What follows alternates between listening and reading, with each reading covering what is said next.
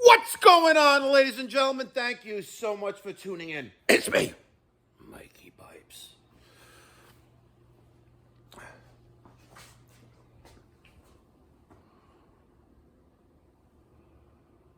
It's five systems right there. All the Mikey Pipes by ACIQ private label systems. I have 4 3-tons. I have 1 4-ton, and I have 3 more systems coming in tomorrow, and 4 more next week. All have deposits on them. When I sell a system, I order equipment. I don't warehouse equipment. I warehouse water heaters and popcorn machines. And of course, a hot dog machine as well with the cotton candy. But I don't warehouse equipment. There's no need to warehouse equipment. It's bad enough I warehouse all of this shit. Look at this. Look at this. Now, granted, we do go through a lot of material, but if I was actually skilled in inventory and ordering management, I'd have a space a fraction of the size. Does buying in bulk help with getting a cheaper price? Yes, it does. But as a jobbing contractor, service and repair contractor, the cost of material is insignificant in the total cost of the job. Just saying. So while it's nice to have ample inventory here, and that way I can generally replenish, the same day or the next day, material that was used from service calls from the day before or that day, it's a lot. It's really a lot. The shelving alone is like 30 grand here. Yesterday at the, which was Monday evening, we had a 2-hour class here at the Mikey Pipes Training Center, and there's no leaks. We had Tyreek take off the head off the Spyrovent, and we showed the inner workings on it. I made a YouTube short out of it. I didn't record any of the content, but I did make a YouTube short of him manhandling that head off the air separator, the Spyrovent air separator. And it was fun. We're going to work on this, but we're just about done with hydronics. I want to touch a little bit of AC and heat pump technology at the training center, which classes are held on Monday. If you would like to join the wait list, email me, mike@mikeypipes.com. I'll send you an application. Fill that out. For all of those who are unaware, the Mikey Pipes Training Center, my training center, is open to all that are in the trades, regardless of what company you work for. It's like a bipartisan effort, right? But it's a free class, usually given an hour or two once a week, and we have hands-on demonstrations, and we take apart equipment. So yesterday we focused a lot on the white box, control boards, errors, and then we touched on the Spyrovent. Next week I'm hoping to build the Mikey Pipes by ACIQ. We're going to take a 1.5 ton system. I'm going to mount it onto a dolly, and that's going to be our rolling demonstration model that we're going to have outside here on Free Fridays. It's going to be epic, by the way. It's going to be epic.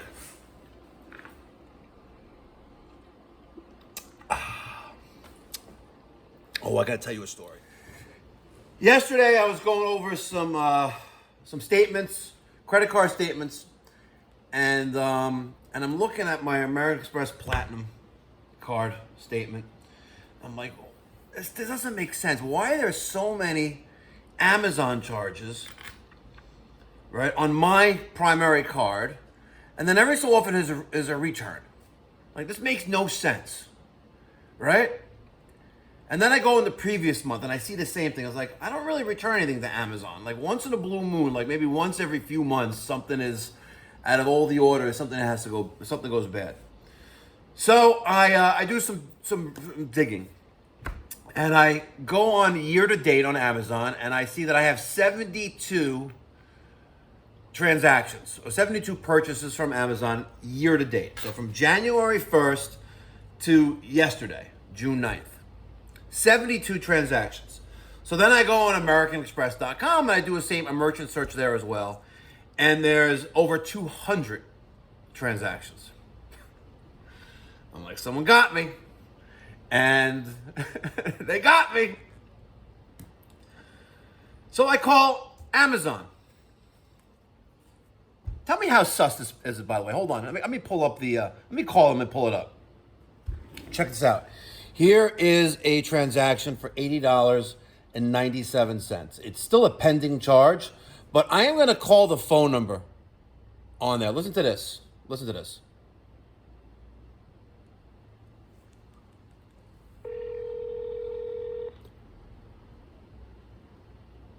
Welcome to Amazon. Please note that this call can be recorded for training and quality purpose. To make this easier, I can text you a link to our cut. Hold on. Forget about how the resemblance of this automated person sounds to like those scammers that call from like Guyana and from Nigeria and from like Pakistan, right? But a grammatical error, this call may be monitored for quality control purpose. That just sounds totally sus. Totally sus. But I'll be right back. I have to go pick up 1.5 pounds of gold. I ain't bullshitting. That's some gold there, buddy. Maybe I should take my tester and make sure it's legit. This came from the Royal Canadian Mint. And it's 1 ounce of 0.999 fine OR.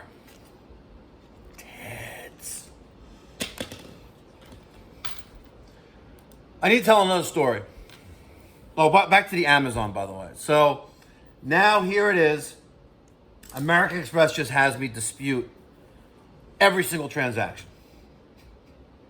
First, I did try calling Amazon. That after 3 phone calls getting through to someone, I finally get someone on the phone who can't help me. Just keeps asking for the last 4 digits of the credit card, and I was like, listen, this is not working. Like, let me give you some reference numbers from the transactions. You can see like whose account is using my American Express card. No, I went nowhere. But of course, overnight, I get like 100 emails from Amazon saying my account is temporarily on hold because of chargebacks. All right, whatever. See, this is the nonsense that I have to deal with. The scammers out there, the con artists. It's very sad. It really is. So yesterday morning, I expected the individual I hired last week to show up, and he didn't. Sad. What was his name? His name was Brandon. Yep. Brandon. You know what? Let me look at this school that he said. Oh, customer service representative at what is this? It's a daycare.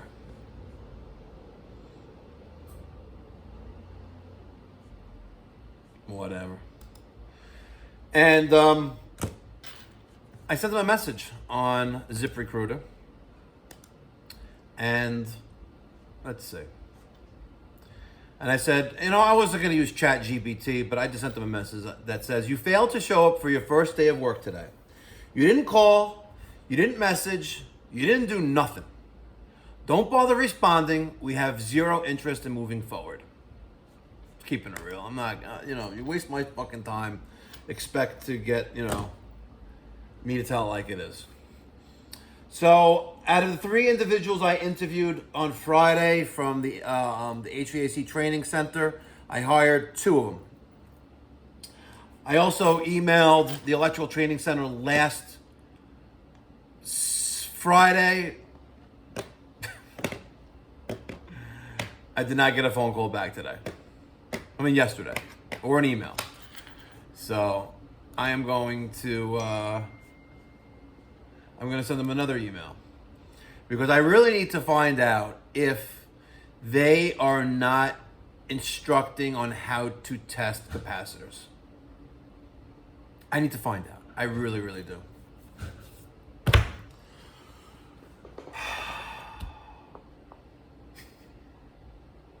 It's crazy. It really is crazy. You know, these youth, right? So let's do some math. We have a tuition cost of $14,500. Okay, and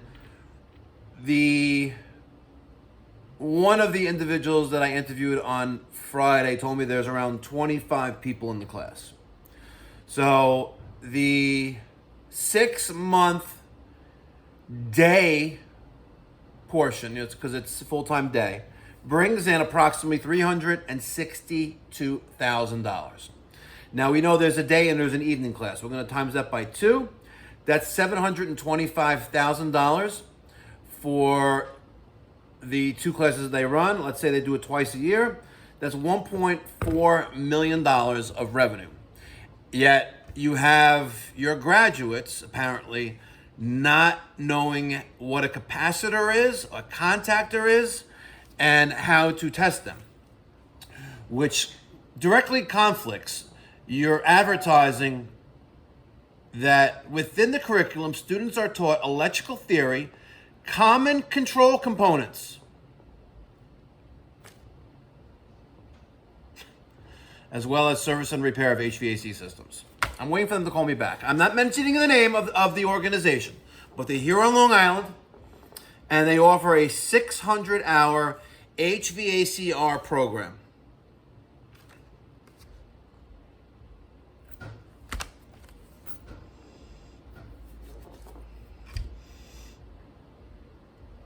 Interesting. So I have a breakdown of it. So 150 hours of safety, building material identification, tool and hand and power tool training, and hardware knowledge. All right? And then you have 150 hours of electrical theory, refrigeration, brazing and soldering, equipment identification. Then another 150 hours of commercial with ice machines, and then recovery and charging systems with refrigerant. And then you have another 150 hours of wiring, line and low voltage, heat pumps, furnaces, oil. And they have day and evening sessions.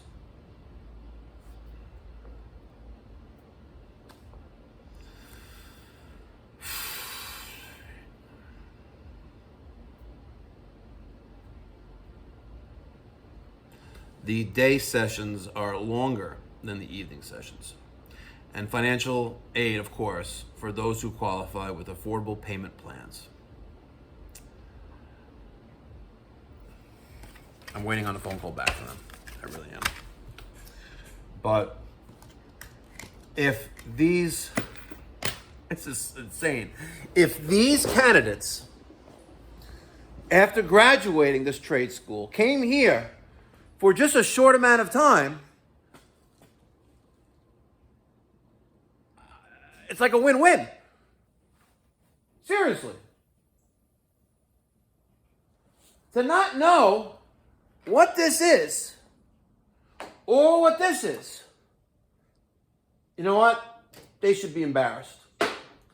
And I am actually anxious for the phone call back or an email back. Something.